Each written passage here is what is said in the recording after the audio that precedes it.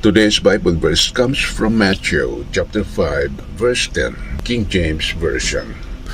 Blessed are they which are persecuted for righteousness' sake, for theirs is the kingdom of heaven.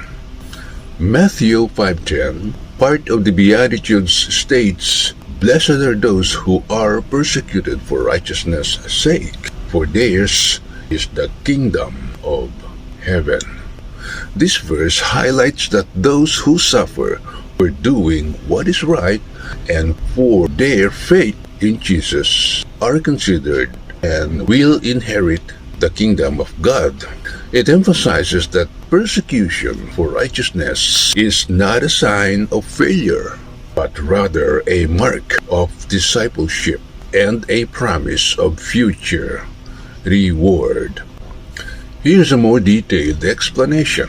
Number 1. Persecuted for righteousness' sake.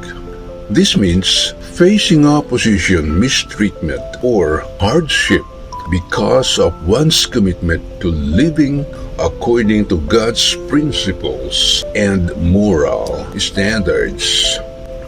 Number 2. Kingdom of Heaven. This refers to God's eternal kingdom, a place of perfect righteousness and blessing where God reigns supreme. Number 3. Blessed. This word indicates that those who endure persecution for righteousness are fortunate and favored by God. Number 4. Contrasts with the world.